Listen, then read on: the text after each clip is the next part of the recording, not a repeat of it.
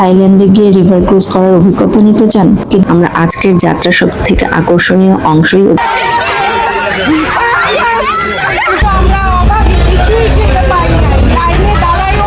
টাকাটা খরচ করে এখানে আসা কি সত্যি ওর্থ ইট?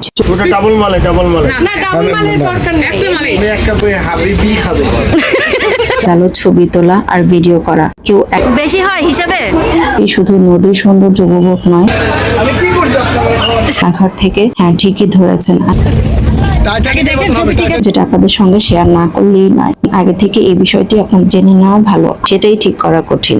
এটাই আর কি যে মাইকিং করে বলছে যে সবাই কতগুলোই ফ্লোরে বুফে কাউন্টার রাখা হয়েছে, হলো অন্যদের জন্য জায়গা করে দেওয়া। অনুভূতিটা একেবারেই আলাদা। এরপর শুরু হলো একে একে বিভিন্ন ধরনের গেমস। পদ্মার বুকে ভেসে ওঠা একটি জ্বরে নেমে পড়ে, এটা কি পুরো পুরস্কার? সব মিলিয়ে মুহূর্তটা যেন একেবারেই অন্যরকম। থাইল্যান্ডে গিয়ে রিভার ক্রুজ করার অভিজ্ঞতা নিতে চান? কিন্তু যদি বলি বিদেশে না গিয়েও বাংলাদেশের মাটিতেই নিতে পারবেন সেরকম একটি নদী ভ্রমণের অভিজ্ঞতা। আর জায়গাটা কোনো ছোট্ট নদী নয়, এটি বাংলাদেশের বিশাল পদ্মা নদী। আজ আমরা চলতে যাচ্ছি এমন একটি রিভার ক্রুজে যেখানে শুধু নদীতে ঘোরাঘুরি নয়, এখানে আছে বুফে, লাইভ বারবিকিউ, আছে গান বাজনা, আছে সুন্দর বসার ব্যবস্থা, আর চারপাশে শুধুই বিশাল পদ্মা। কিন্তু প্রশ্ন হচ্ছে, এই ক্রুজে আসলে কি কি আছে? একজনের কত টাকা খরচ হবে, কোথা থেকে উঠতে হবে, কখন ক্রুজ ছাড়ে, কতক্ষণ নদীতে থাকবে, পরিবার নিয়ে আসা যাবে তো? আর সবচেয়ে গুরুত্বপূর্ণ, টাকাটা খরচ করে এখানে আসা কি সত্যি ওর্থ ইট? চলুন আজ পুরোটা ঘুরে দেখি। আসসালামু আলাইকুম, স্বাগত জানাচ্ছি নতুন একটি পর্বে। আমাদের আজকের গন্তব্য মাওয়া। তবে আজকের এই ভ্রমণটা একটু অন্যরকম, কারণ আজকে আমরা শুধু একা যাচ্ছি না, সাথে আছে আমাদের প্রিয় বন্ধুরা, তাদের পরিবার, সব মিলিয়ে 19 জনের বিশাল একটি দল। একসাথে এতজন যখন কোথাও ঘুরতে বের হয়, তখন সেখানে শুধু ভ্রমণ হয় না, হয় গল্প, আড্ডা, হাসি, মজা আর একগুচ্ছ সুন্দর স্মৃতি তৈরি হয়। আর আজকের এই স্মৃতির সাক্ষী হতে যাচ্ছে বাংলাদেশের অন্যতম সুন্দর নদী পদ্মা, কারণ আজ আমরা উঠতে যাচ্ছি পদ্মার বুকে রিভার ক্রুজে। কেমন হবে আমাদের এই যাত্রা? 19 জন মিলে কতটা আনন্দ, হই হুল্লোড় আর মজা করতে পারি, ক্রুজে ওঠার পর আমাদের দিনটা কিভাবে কাটে, সবকিছু দেখতে হলে ভিডিওটি শেষ পর্যন্ত আমাদের সাথেই থাকুন। আমাদের আজকের যাত্রাটা যেহেতু একটু অন্যরকম, তাই একটা বিষয় নিয়ে শুরু থেকে একটু চিন্তিত ছিলাম, সেটা হলো ঢাকা শহরের জ্যাম। কারণ ক্রুজের মতো একটা যাত্রায় নির্দিষ্ট সময়ে সবাইকে বোর্ডিং করতে হবে, আর ঢাকার রাস্তায় কখন কোথায় কতক্ষণ আটকে থাকতে হয় সেটা তো আমরা সবাই জানি।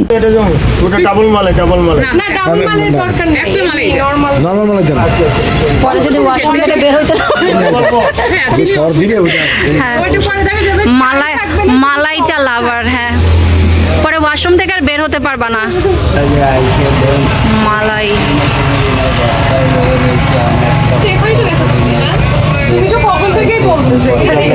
এই সনি, ওর হচ্ছে বিদেশি পেট, চাচা বুঝতে হবে। এলিজা, ওর হচ্ছে বিদেশি পেট, ঠিক বলছি না বলো? না, পানিটা ঠিক থাকলে সব ঠিক আছে। কতদিন হয়েছে আসছো? আমি এটা এক সপ্তাহ, গত মঙ্গলবার বিসমিল্লাহ বলে খাও না, ভিডিও হচ্ছে, লাইভ ভিডিও। এই পাশ থেকে তুলি, এই পাশ থেকে, হ্যাঁ।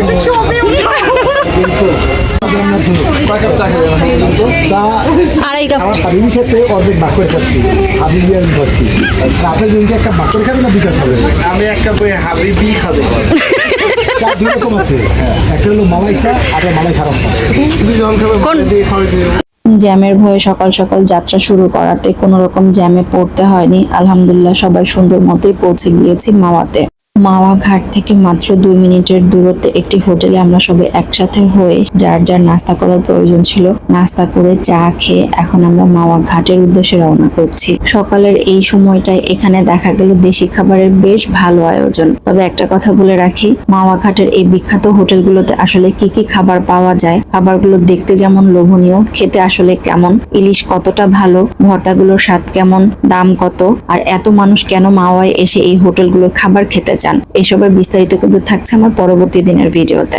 ঢাকার ব্যস্ততা পেছনে ফেলে সামনে যখন বিশাল পদ্মা নদী, তখন মনে হলো শহরের কোলাহল থেকে যেন একেবারে এক অন্য জগতে চলে এসেছি। নদীর বাতাস, চারপাশের দৃশ্য আর বন্ধু পরিবারের সবাইকে একসাথে দেখে শুরুতেই মনটা ভালো হয়ে গেল। আর আমাদের সামনে অপেক্ষা করছে আজকের সবচেয়ে বড় আকর্ষণ, পদ্মার বুকে রিভার ক্রুজ। ক্রুজে ওঠার আগেই শুরু হয়ে গেল ছবি তোলা আর ভিডিও করা। কেউ একক ছবি তুলছে, কেউ পরিবারের সাথে, কেউ বন্ধুদের সাথে। সাথে। আর অবশ্যই এতজন যখন একসাথে গ্রুপ ছবি তো থাকবেই, কারণ ভ্রমণ শেষে অনেক কিছু হয়তো মনে থাকবে না, কিন্তু ছবিগুলো খুললে এই দিনের প্রতিটি মুহূর্ত আবার চোখের সামনে ভেসে উঠবে। সকালবেলার এই সময়টায় নদীর পাড়ের পরিবেশটাও ছিল বেশ শান্ত আর মনোরম। আসলে ভ্রমণের আনন্দ শুধু গন্তব্যে পৌঁছানোর মধ্যে নয়, পথের প্রতিটি মুহূর্তকে উপভোগ করার মধ্যেও একটা আলাদা আনন্দ আছে।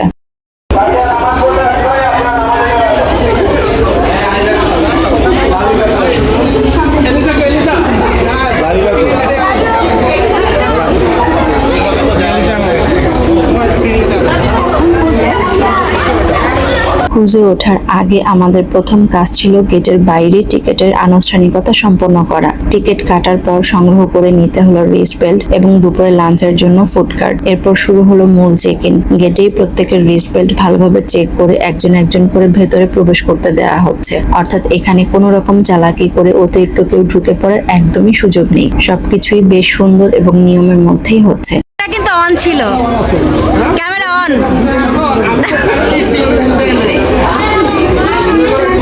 বেশি হয় হিসেবে, তাহলে ইয়া করে আমি আর ইমাজে চকলেট খেয়ে আসি।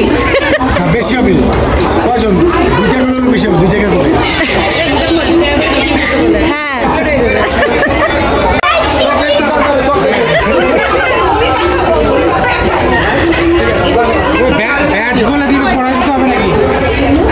আলহামদুলিল্লাহ একে একে আমাদের গ্রুপের 19 জনেরই গেট চেক ইন সম্পন্ন হয়ে গেল। আর গেট পার হয়ে ভেতরে ঢুকতেই যেন পুরো পরিবেশটাই বদলে গেল। বাইরে থেকে যতটা সাধারণ মনে হচ্ছিল, ভেতরে ঢোকার পর ততটাই আলাদা একটা ফিল পাচ্ছি। চারপাশে সুন্দর পরিবেশ, সাজসজ্জা আর ক্রুজে ওঠার সেই এক্সাইটমেন্ট, সব মিলিয়ে মনে হচ্ছে আজকের দিনটা সত্যি স্পেশাল হতে যাচ্ছে। মাশাআল্লাহ, পুরো পরিবেশটাই বেশ সুন্দর এবং পরিপাটি। এখন শুধু অপেক্ষা ক্রুজের ভেতরে গিয়ে আসলে কি কি রয়েছে, আমাদের জন্য আর কি কি সারপ্রাইজ অপেক্ষা করছে।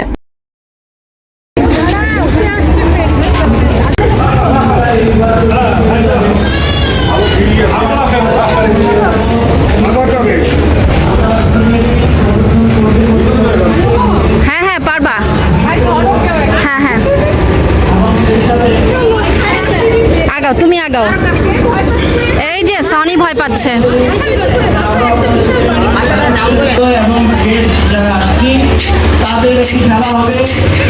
সেই খেলাটি জীবন এমন একটি গোল ইয়া সরো, আসো, হাত ধরো। ফুটবল পেনাল্টি শুটের মাধ্যমে, এবং সেখানে গার্ডিয়ান আমরা আছে একটি করতালি হয় কিনা? ক্রুজে এন্ট্রি নেওয়ার পর আমাদের চোখে প্রথমেই যেটা পড়লো সেটা হলো দারুণ সুন্দর করে সাজানো ডাইনিং এরিয়া। একদম যেভাবে কোনো বড় রেস্টুরেন্ট বা বুফে রেস্টুরেন্টে খাবার পরিবেশনের আগে টেবিল সাজিয়ে রাখা হয়, ঠিক তেমন ভাবে এখানে প্রতিটি টেবিল সুন্দর করে সাজানো হয়েছে। আর টেবিলে প্রত্যেকের জন্য রাখা হয়েছে ওয়েলকাম ড্রিঙ্ক। অর্থাৎ ক্রুজে উঠেই শুধু নদীর সৌন্দর্য উপভোগ নয়, খাবারের আয়োজনও যে বেশ ভালোভাবে করা হয়েছে সেটা শুরুতেই বোঝা যাচ্ছিল। আমরা যখন ক্রুজে এন্ট্রি নিয়েছি তখন সময় দুপুর 12:45 মিনিট, আর ঠিক দুপুর 1টায় শুরু হবে বুফে লাঞ্চ। তাই মূল বুফে শুরু হতে কিছুটা সময় বাকি, কিন্তু এর মধ্যেই বেশিরভাগ খাবার সুন্দর করে সাজানোর কাজ শুরু হয়ে গেছে। ওয়েলকাম ড্রিঙ্ক দিয়ে শুরু করার পর আমরা ভাবলাম যেহেতু মূল বুফে শুরু হতে আর কিছুটা সময় বাকি, তাহলে হালকা কিছু দিয়ে খাওয়া শুরু করা যাক। আর সেই শুরুটা হলো একেবারে আমাদের পরিচিত ফুচকা দিয়ে। ফুচকার সঙ্গে রয়েছে 2 ধরনের টক, একটি টক ঝাল স্বাদের পানি এবং অন্যটি তুলনামূলক মিষ্টি স্বাদের। ফুচকা যারা পছন্দ করেন তারা নিশ্চয়ই বুঝতে পারছেন নদীর মাঝে ক্রুজে বসে ফুচকা খাওয়ার অভিজ্ঞতাটাও কিন্তু কম মজার নয়। একদিকে সামনে বিশাল পদ্মা নদী, চারপাশে নদীর বাতাস, আর অন্যদিকে হাতে ফুচকার প্লেট। ট্রিপের খাবারের শুরুটা বেশ জমে গেল। তবে ফুচকা দিয়ে শুরু করলেও আমাদের মূল টার্গেট কিন্তু বুফে লাঞ্চ, কারণ এখানে খাবারের আয়োজনটা একেবারেও ছোটখাটো নয়। বুফের মূল কোর্স অর্থাৎ রাইস, কাবাব সহ প্রধান খাবারগুলো এখনো সাজানো হয়নি, তবে এগুলো বাদ দিলে বাকি অনেক খাবারই এরই মধ্যে সাজিয়ে ফেলা হয়েছে। আর খাবারের আইটেমের বৈচিত্র্য দেখে বোঝা যাচ্ছিল লাঞ্চের বেশ বড়সড় আয়োজনই অপেক্ষা করছে আমাদের জন্য। শুরুতেই চোখে পড়লো বিভিন্ন ধরনের ভর্তা। আমাদের দেশি খাবারের মধ্যে ভর্তার জনপ্রিয়তা তো আলাদাই, কিন্তু এখানে শুধু সাধারণ কয়েক ধরনের ভর্তা নয়, ছিল বেশ কিছু বৈচিত্র্যময় আইটেম। এর মধ্যে বিশেষভাবে নজর কেড়েছে ইলিশ ভর্তা এবং ইলিশের লেজ ভর্তা। পদ্মার বুকে ক্রুজে ঘুরতে এসে খাবারের তালিকা ইলিশ থাকবে, এটা যেন বেশ মানানসই একটা ব্যাপার। ভাবতে পারেন নদীর মাঝখানে বসে চারপাশের দৃশ্য দেখতে দেখতে ইলিশের ভর্তা দিয়ে খাবার শুরু করলে অভিজ্ঞতাটা কেমন হতে পারে।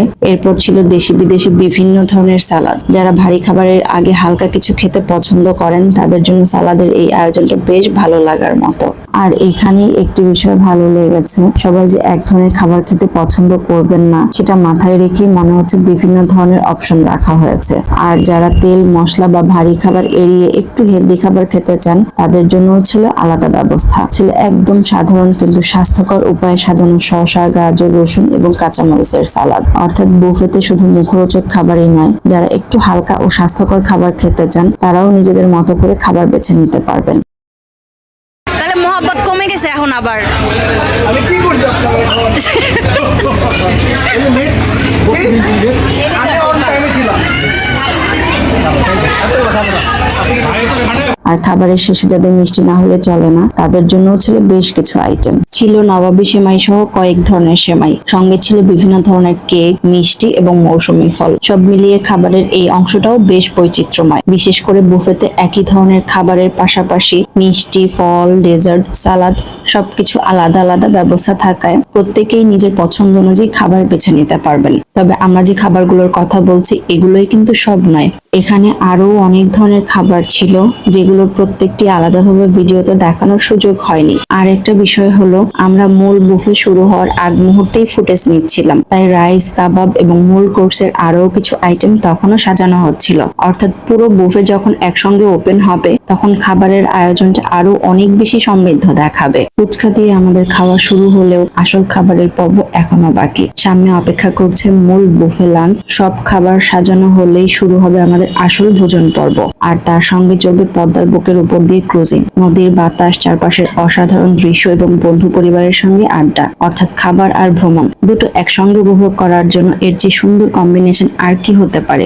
গল্প, আড্ডা আর নদীর সৌন্দর্য উপভোগ করতে করতে এরই মধ্যে বেশ কিছুটা সময় কেটে গিয়েছে। আর তার সঙ্গে মাঝে মাঝে চলেছে এখানকার সুস্বাদু খাবারের স্বাদ নেওয়াও। তবে আমরা যে খাবারগুলো এতক্ষণ উপভোগ করেছি সেগুলো আসলে কিভাবে তৈরি হচ্ছে সেটা না দেখলে তো গল্পটা অসম্পূর্ণই থেকে যায়। তাই চলুন এবার একটু ঘুরে আসি এই খাবারগুলো রান্নাঘর থেকে। হ্যাঁ, ঠিকই ধরেছেন, আমি বলছি ক্রুজের কিচেনের কথা। ক্রুজের দ্বিতীয় তলাতেই রয়েছে তাদের কিচেন। তবে এখানে ইচ্ছে মতো ঢুকে পড়ার একদমই সুযোগ নেই। কিচেনের ভেতরে যেতে হলে অবশ্যই কর্তৃপক্ষের কাছ থেকে পারমিশন নিতে হয়।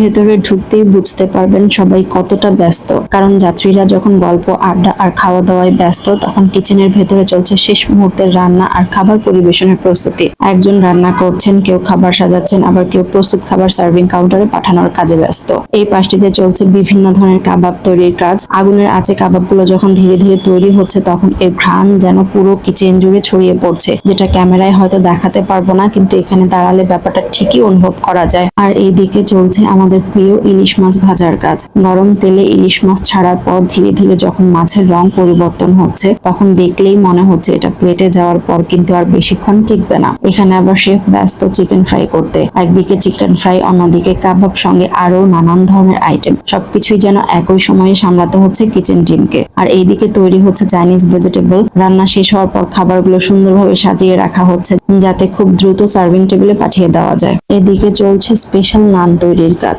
একটা বিষয় এখানে বেশ ভালো লাগলো, কিচেন থেকে খাবার তৈরি হয়ে যাওয়ার পর সরাসরি সবাই নিজের মতো করে খাবার নিয়ে যাচ্ছে না, বরং প্রস্তুত খাবারগুলো নির্দিষ্ট এই কাউন্টারে এনে সাজিয়ে রাখা হচ্ছে। এরপর এখান থেকে সার্ভিং কাউন্টার পর্যন্ত খাবার পৌঁছে দেওয়ার জন্য আলাদা লোক রয়েছে। অর্থাৎ কিচেনের ভেতরে রান্না থেকে শুরু করে খাবার সাজানো এবং সেখান থেকে যাত্রীদের কাছে পৌঁছে দেওয়া পুরো প্রক্রিয়াটাই বেশ গোছানো ভাবে চলছে।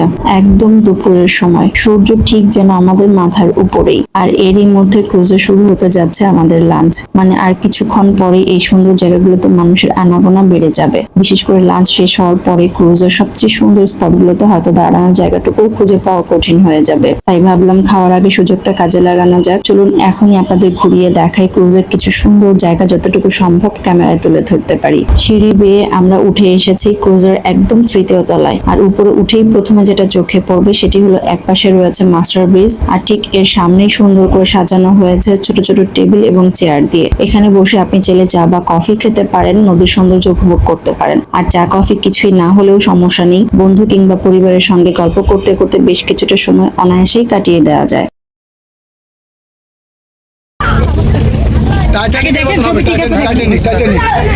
ছবি এবং ভিডিও দুইটাই হয়েছে ভাইয়া। এটা সন্ধ্যাবেলায় বাসায় পৌঁছানোর পর নিলামে উঠবে।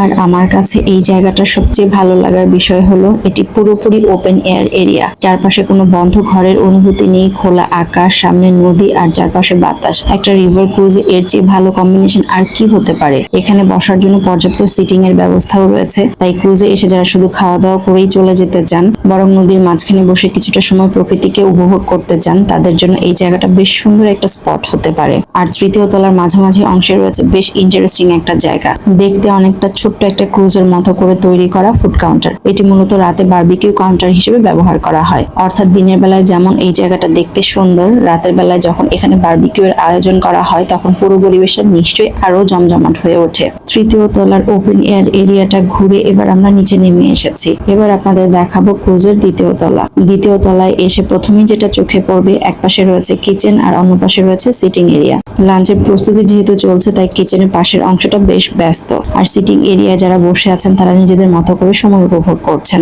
এখন এখানে একটা বিষয় আমার চোখে পড়েছে যেটা আপনাদের সঙ্গে শেয়ার না করলেই নয়। দ্বিতীয় আর প্রথম তলার মধ্যে মূল পার্থক্যটা হলো প্রথম তলা এসি আর দ্বিতীয় তলা নন এসি। অর্থাৎ যারা ঠান্ডা পরিবেশে বসে আরামে সময় কাটাতে চান তাদের জন্য নিচতলার এসি এরিয়া সুবিধাজনক, আর যারা খোলা বাতাস বা তুলনামূলক স্বাভাবিক পরিবেশে থাকতে পছন্দ করেন তারা তৃতীয় তলায় বসতে পারেন। তবে এই বিষয়টি আমরা গেটে ঢোকার সময় একদমই জানতাম না, কারণ তখন আমাদেরকে শুধু বলা হয়েছিল সবুজ বেল্ট যাদের তারা নিচতলায় যাবেন। তাই আপনি যদি এখানে আসার প্ল্যান করেন আগে থেকে এই বিষয়টি আপনার জেনে নেওয়া ভালো। আমরা যেহেতু এখন লাঞ্চের একদম আগ মুহূর্তে আছি তাই চারপাশটা এখনো বেশ ফাঁকা। এই সময়টাতে ক্রুজের সৌন্দর্যটা নিজের মতো করে উপভোগ করার সুযোগ রয়েছে, কিন্তু লাঞ্চ শেষ হলে পরিস্থিতিটা যে পুরোপুরি বদলে যাবে সেটা মোটামুটি নিশ্চিত। এখন যেহেতু লাঞ্চ স্টার্ট হয়ে গিয়েছে, চলুন এবার ফিরে যাই আমাদের টেবিলে, দেখি আজকের বুফেতে কি কি আয়োজন করা হয়েছে। এবার শুরু হয়ে গেল আমাদের ক্রুজের মেইন কোর্স বুফে। আর খাবারের কাউন্টারের সামনে এসে মনে হলো কোনটা আগে নেব আর কোনটা পরে নেব সেটাই ঠিক করা কঠিন। প্রথমেই দেখতে পাচ্ছি অন্থন, তার পাশেই রয়েছে পটেটো কাটলেট। এরপর একে একে সারিবদ্ধভাবে সাজিয়ে রাখা হয়েছে বিভিন্ন ধরনের খাবার। আছে chow mein, creamy pasta, potato wedges. এরপরে রয়েছে আমাদের পরিচিত তেহারি ও ফ্রাইড রাইস, সাথে রয়েছে চিলি চিকেন, পোলাও, সাদা ভাত, গরম গরম থাই স্যুপ ও ভেজিটেবল স্যুপ। আর যারা একটু ভারী মাংসের আইটেম পছন্দ করেন তাদের জন্য রয়েছে গরুর মাংসের ভুনা। সব মিলিয়ে একসাথে এতগুলো আইটেম দেখে সত্যি বলতে কোনটা রেখে কোনটা খাবো সেটা বেছে নেওয়াই কঠিন। হ্যাঁ হ্যাঁ, এই যে এ লোক দাঁড়িয়েই এক প্লেট শেষ। মাশাল্লাহ, মুখে রুচি আছে। 7 দিন খাই এক প্লেট দাদা খাওয়া শেষ, 7 দিন না খাই এটাই আর কি যে মাইকিং করে বলছে যে সবাই একটু শৃঙ্খলভাবে খেয়ে নেন।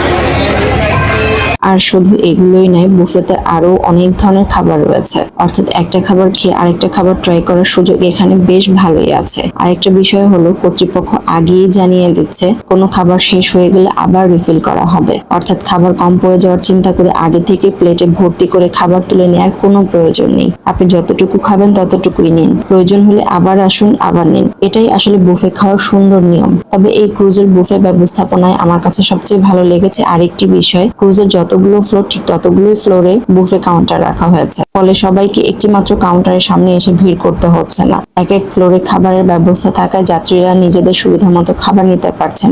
এতে খাবার নেওয়ার সময় অযথা হই হুল্লোড় বা ঠেলাঠেলি করারও কোনো প্রয়োজন নেই। বিশেষ করে এত বড় একটি গ্রুপ বা অনেক যাত্রী একসাথে থাকলে এই ধরনের ব্যবস্থা সত্যিই বেশ কাজে দেয়। আপনি যদি প্রয়োজনের চেয়ে বেশি খাবার একসাথে নিয়ে নেন, খাবার নষ্ট করেন কিংবা অন্যদের জন্য অসুবিধা তৈরি করেন, তাহলে এত সুন্দর আয়োজনের সৌন্দর্য কিছুটা হলেও নষ্ট হয়ে যায়। আমার মনে হয় বুফেতে আসলে খুব সাধারণ কয়েকটি নিয়ম মেনে চললে পরিবেশটা অনেক সুন্দর থাকে। প্রথমত যতটুকু খাবেন ততটুকুই নিন। দ্বিতীয়ত একবারে সব খাবার প্লেটে নেওয়ার দরকার নেই, একটু একটু করে নিয়ে পছন্দ হলে আবার নেওয়া যায়। আর সবচেয়ে গুরুত্বপূর্ণ বিষয় হলো অন্যদের জন্য জায়গা করে দেওয়া, কারণ বুফে মানে নিজের পছন্দ মতো খাবার নেওয়ার স্বাধীনতা, কিন্তু সেই স্বাধীনতার সাথে অন্যদের সুবিধার কথাটাও মাথায় রাখা জরুরি। একটা সুন্দর ভ্রমণের অভিজ্ঞতা শুধু ক্রুজ কর্তৃপক্ষের ব্যবস্থাপনার উপরেই নির্ভর করে না, আমরা যাত্রীরা কতটা নিয়ম মেনে চলছি সেটার উপরেও অনেক কিছু নির্ভর করে। রোদ আজকে। হ্যাঁ,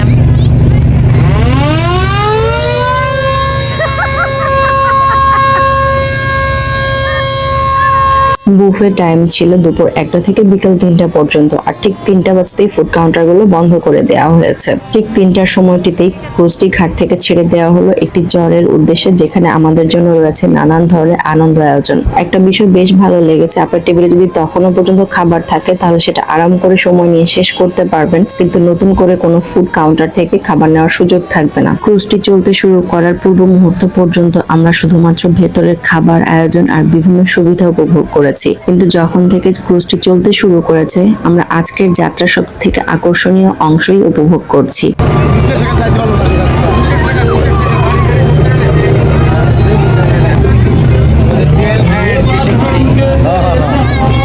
আপনারা সবাই জানেন পদ্মা সেতুর উপর দিয়ে আমরা কতবার গাড়িতে চড়ে এক জায়গা থেকে আরেক জায়গায় গিয়েছি, কখনো ঢাকা থেকে মাওয়া, কখনো মাওয়া থেকে ওপারে। পদ্মা সেতুর উপর দিয়ে যাওয়াটা এখন অনেকের কাছে পরিচিত একটা অভিজ্ঞতা, কিন্তু পদ্মা সেতুর নিচ দিয়ে নদীপথে যাওয়ার অনুভূতিটা একেবারেই আলাদা। আমরা অলরেডি পদ্মা সেতু পার হয়ে গিয়েছি, কিন্তু আজকের এই যাত্রায় সেই সেতুটাকেই একবার সম্পূর্ণ অন্য একটি দিক থেকে দেখতে যাচ্ছি।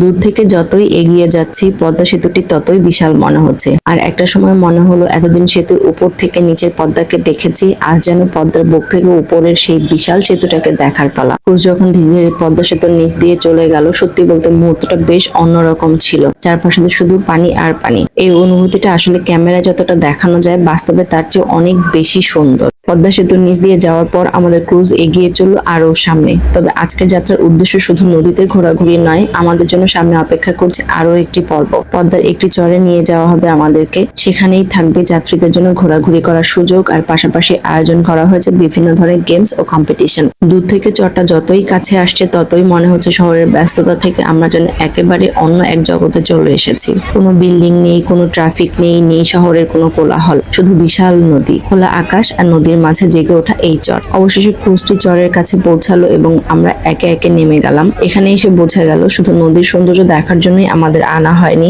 যাত্রীদের আনন্দ আরো বাড়িয়ে দিতে এখানে রাখা হয়েছে বিভিন্ন ধরনের গেমস ও প্রতিযোগিতার আয়োজন। একদিকে কেউ ছবি তুলছেন, কেউ বন্ধু বান্ধব ও পরিবারের সঙ্গে গল্প করছেন, আবার কেউ অপেক্ষা করছেন কখন শুরু হবে গেমস। আর সবচেয়ে মজার বিষয় হলো এই কম্পিটিশন গুলো ছেলে এবং মেয়েদের জন্য আলাদা আলাদা ভাবে আয়োজন করা হয়েছে, অর্থাৎ এখানে শুধু বসে বসে নদীর সৌন্দর্য দেখার বিষয় নয়, নিজেরাও অংশ নিয়ে আনন্দ করার সুযোগ রয়েছে। এই রিভার ক্রুজটা হচ্ছে 2টা ফ্লোর, একটা হচ্ছে এসি আর একটা হচ্ছে নন এসি। নিচে যে কাঁচ দিয়ে ঘেরা যে পোর্শনটা, মানে নিচের যে ফ্লোরটা, এটা হচ্ছে এসি, আর উপরে যে 2 তলা যেটা এটা হচ্ছে নন এসি, খোলা এটা। এরপর শুরু হলো একে একে বিভিন্ন ধরনের গেমস। একদিকে ছেলেদের প্রতিযোগিতা, অন্যদিকে মেয়েদের আলাদা কম্পিটিশন। যারা অংশ নিচ্ছেন তারা তো খেলছেনই, কিন্তু মজাটা আসলে আরো বেশি তাদের নিয়ে যারা পাশে দাঁড়িয়ে উৎসাহ দিচ্ছেন। এই যে কিছুটা দূরে দেখা যাচ্ছে পদ্মা সেতু। মাশাআল্লাহ, এত সুন্দর পরিবেশ, ঠান্ডা বাতাস সবকিছু মিলিয়ে। ভাইয়া কি বলে দিচ্ছে? ভাই আমি গ্রামের ছেলে, উঠাতেই পারছে না। বাদাম, চীনা বাদাম, এই যে বাদাম, বাদাম বাদাম বাদাম বাদাম বাদাম, এই যে ছোট ছোট বাদাম, এই ছোট বাদাম।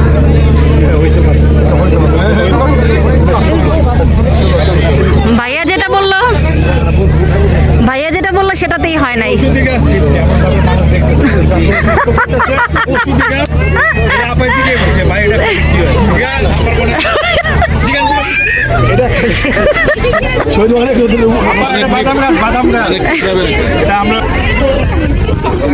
একজনকে উঠাতে এখন সবার কি জিনিস এটা।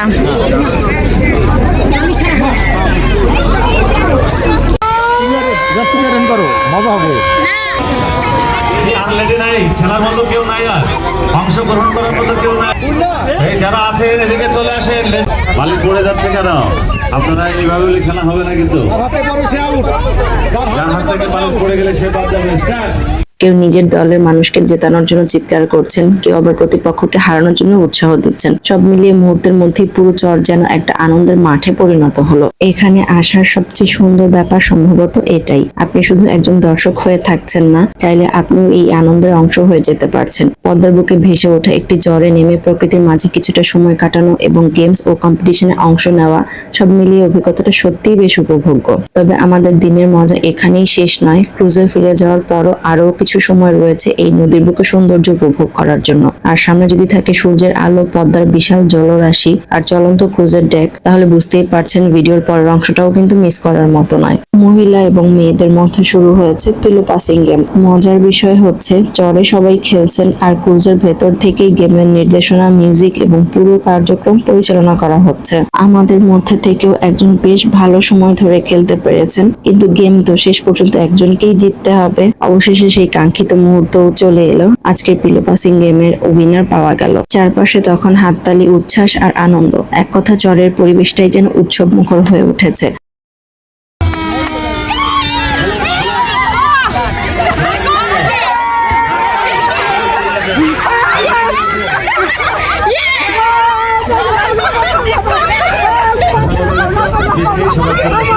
মজা হলো। হ্যাঁ, উইনারের চেহারা দেখে তবে আনন্দের এই মুহূর্তটা বেশিক্ষণ স্থায়ী হলো না। হঠাৎ করেই শুরু হয়ে গেল বৃষ্টি। বৃষ্টি শুরু হওয়ার সঙ্গে সঙ্গেই সবাইকে দ্রুত ক্রুজে ফিরে আসতে হলো। আমাদের প্ল্যান ছিল চরে আরো কিছু সময় কাটানোর। ফুটবল, পিলো পাসিং, জয় পরাজয়ের উত্তেজনা আর সবশেষে হঠাৎ বৃষ্টি, সব মিলিয়ে অল্প সময়ের মধ্যেই চরের এই ছোট্ট বিরতিটা আমাদের পুরো ক্রুজের ভ্রমণের অন্যতম মজার স্মৃতি হয়ে রইল। চরে আনন্দ, খেলাধুলা আর দৌড়ঝাঁপ করে সময় কাটানোর কারণে শরীরটা যেমন একটু ক্লান্ত, ঠিক তেমনি মনটা কিন্তু একদম ফ্রেশ।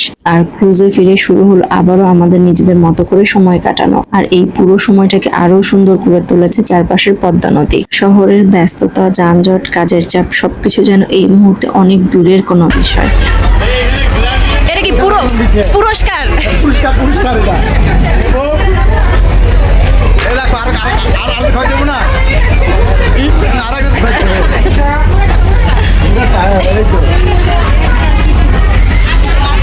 খাওয়া দাওয়া, নদীর সৌন্দর্য আর ক্রুজের বিশালতা তো দেখলেনি, তবে এই যাত্রাকে আরো বেশি উপভোগ্য করে তুলতে এখানে রয়েছে লাইভ মিউজিকের সুবিধাও। ক্রুজের দ্বিতীয় তলায় উঠলেই দেখতে পাবেন সুন্দর একটি স্টেজ, আর এই স্টেজকে ঘিরেই রয়েছে লাইভ পারফরমেন্সের পুরো আয়োজন। এখানে শুধু একটি স্টেজ তৈরি করেই রাখা হয়নি, বরং লাইভ মিউজিকের জন্য প্রয়োজনীয় বিভিন্ন ধরনের মিউজিক্যাল ইনস্ট্রুমেন্টও রয়েছে। অর্থাৎ নদীর বুকে ভেসে ভেসে খাবার খাওয়ার পাশাপাশি চাইলে সরাসরি গান ও মিউজিক উপভোগ করার সুযোগও পাচ্ছেন। ভাবুন তো, একদিকে সামনে বিশাল নদী, চারপাশে খোলা আকাশ, নদীর বাতাস আর তার সঙ্গে সরাসরি গান ও মিউজিক। কি চমৎকার এক অনুভূতি, তাই না? ফেরার সময় আবারও আমরা চলে এসেছি সেই পদ্মা সেতুর নিচ দিয়ে। দিনের শুরুতে যে সেতুটাকে পেছনে রেখে আমাদের যাত্রা শুরু হয়েছিল, এখন সেই সেতুর নিচ দিয়েই ফিরছি আমরা। তবে এবার দৃশ্যটা একেবারেই অন্যরকম। পরন্ত বিকেলের নরম আলো, চারপাশে বিস্তীর্ণ পদ্মার জল, নদীর বুক থেকে আসা ঠান্ডা বাতাস, সব মিলিয়ে মুহূর্তটা যেন একেবারেই অন্যরকম সুন্দর। সারাদিনের ঘোরাঘুরি, হাসি, আড্ডা,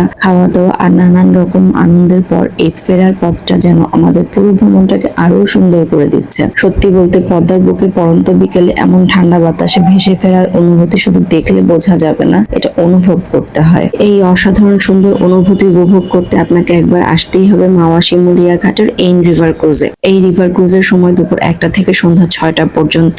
আর টিকিটের কথা যদি বলি, বর্তমানে অফার প্রাইস জনপ্রতি 1499 টাকা। অর্থাৎ একজন প্রাপ্তবয়স্কের জন্য এই অফার টিকিটের মূল্য 1499 টাকা। 3.5 বছর বয়সের কম বয়সী বাচ্চাদের জন্য টিকিট কমপ্লিমেন্টারি, অর্থাৎ তাদের জন্য আলাদা কোনো টিকিটের প্রয়োজন হয় না। আমাদের সঙ্গে থাকা বাচ্চাদের বয়স যেহেতু 3.5 বছরের বেশি, তাই তাদের জন্য আলাদা টিকিট নিতে হয়েছে। তাদের ক্ষেত্রে জনপ্রতি 1350 টাকা করে টিকিট নেওয়া হয়েছে। আর একটা বিষয় মনে রাখবেন, টিকিটের অফার প্রাইস ও শিশুদের জন্য প্রযোজ্য নিয়ম সময়ের সঙ্গে পরিবর্তিত হতে পারে, তাই যাওয়ার আগে কর্তৃপক্ষের কাছ থেকে সর্বশেষ মূল্য ও নিয়ম নিশ্চিত করে নেওয়াই ভালো। পার্কিং নিয়ে কোনো টেনশন নেই, কারণ ঘাট এলাকাতেই রয়েছে বড় পার্কিং এরিয়া, যেখানে ক্রুজে আসা দর্শনার্থীরা তাদের ব্যক্তিগত গাড়ি পার্ক করে রাখতে পারেন। তবে একটা বিষয় অবশ্যই মাথায় রাখবেন, পার্কিং এর নিয়ম, ফি এবং গাড়ির নিরাপত্তার বিষয়টি কর্তৃপক্ষ বা পার্কিং ব্যবস্থাপনার কাছ থেকে আগে থেকে জেনে নেবেন, কারণ এসব নিয়ম ও চার্জ সময়ের সঙ্গে পরিবর্তিত হতে পারে। বান্ধবী, রিভিউ দাও সবকিছু মিলিয়ে। বান্ধবী, তুমি রিভিউ দাও। খাবার খারাপ ছিল না, কিন্তু আমরা অভাবী, কিছুই খেতে পারি না, লাইনে দাঁড়াইও নাই আমরা ভদ্র না খাবার। ক্রুজের দীর্ঘ সময়ের এই সুন্দর যাত্রা, নদীর বুকে ঘোরাঘুরি, হাসি আড্ডা, খাওয়া দাওয়া আর এত সব আনন্দের পর অবশেষে আমরা ফিরে এসেছি মাওয়া ঘাটে। কিন্তু এতক্ষণ একসাথে থাকার পর কি আর এত সহজে সবাই যার যার গন্তব্যে চলে যেতে পারে? অবশ্যই না। তাই ক্রুজ থেকে নামার পর মাওয়া ঘাটের পাশে একটা চায়ের দোকানে আবারও সবাই মিলে বসে গেলাম ছোট্ট একটা আড্ডায়।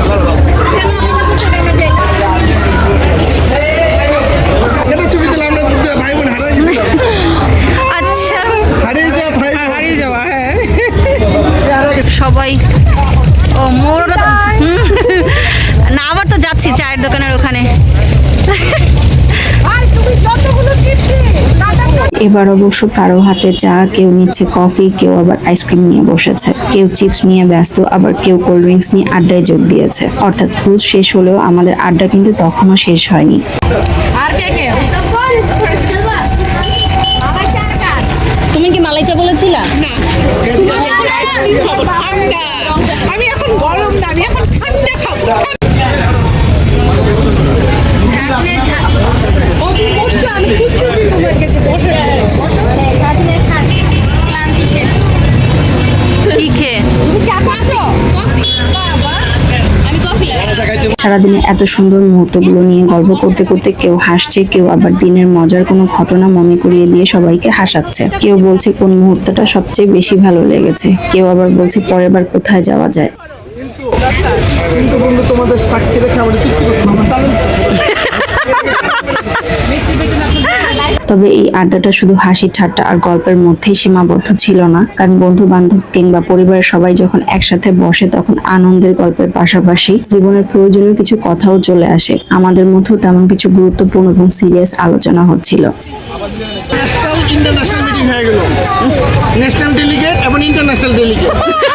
আচ্ছা, হ্যাঁ ইন্টারন্যাশনাল ডেলিগেট তো দেখানো ভুলে গেছি। এই যে আমি বুদ্ধি দিচ্ছি।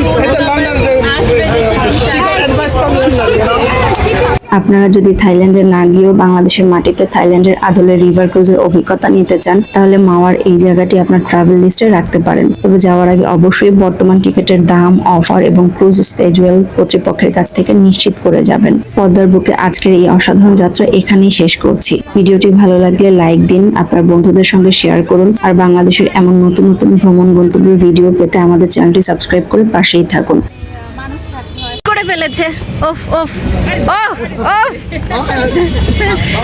ও বুঝতে পারছে ভুল করছে।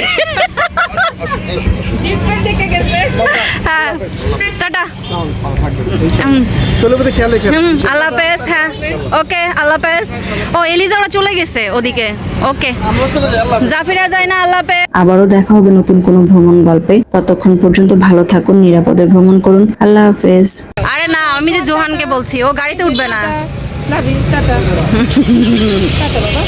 জোহান আমাদের সাথে চলে যাবে, তোমাদেরকে চেনে না। Tata tata.